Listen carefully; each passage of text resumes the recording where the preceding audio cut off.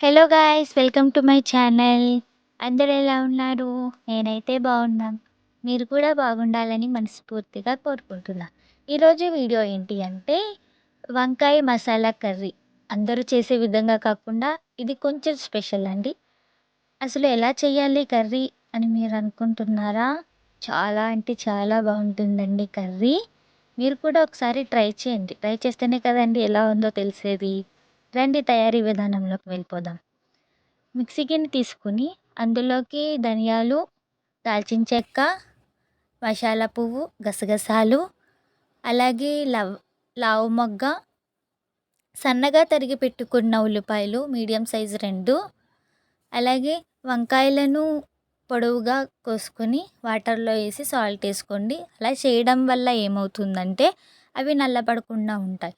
అలాగే అది మిక్సీలో వేసుకున్నది మిక్సీ పట్టేసి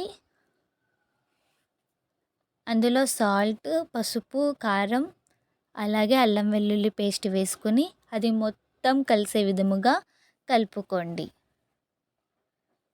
చాలా అంటే చాలా బాగుంటుందండి.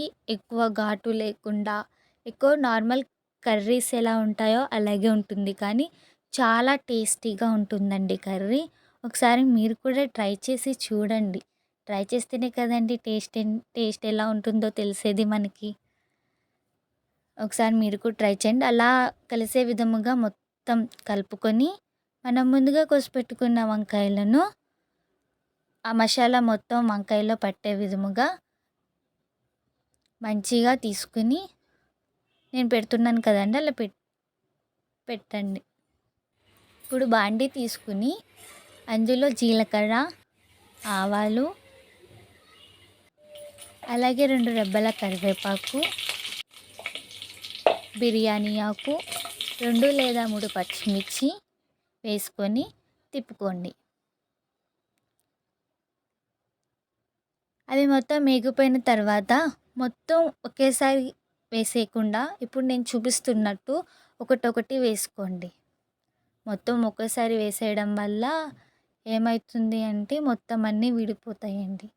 నేను ఇప్పుడు ఎలా చూపిస్తున్నానో అలాగే వేసే ప్రయత్నం చేయండి.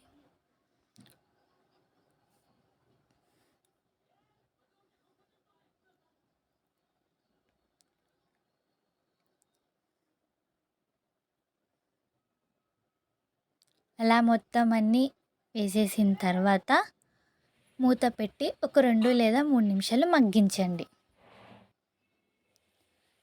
మూత తీసేసి చూసారండి మెత్తగా ఉడికిపోయినాయి. ఇప్పుడు మెల్లగా తిప్పండి. మొత్తం కర్రీ తిప్పినట్టు తిప్పే ప్రయత్నం చేయకండి. మొత్తం విడిపోతే మెల్లగా కింద అడుగంటకుండా మెల్లగా పైకి తీసుకుంటూ నేను తిప్పే విధంగా తిప్పుకోండి.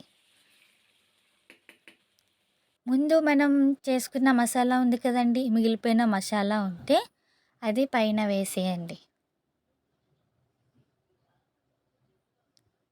పైన వేసేసి ఒక్కసారి మెల్లగా అలా తిప్పుకొని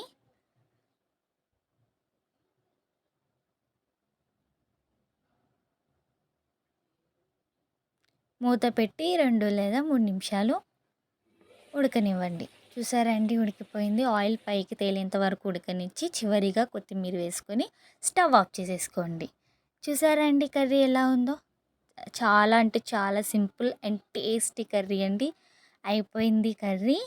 చాలా అంటే చాలా బాగుంటుంది. ఫస్ట్ టైం కనుక మా ఛానల్ చూస్తున్నవారు ప్లీజ్ సబ్స్క్రైబ్ చేసుకొని మరొక వీడియోతో మళ్ళీ మీ ముందుకు వస్తా. Bye bye.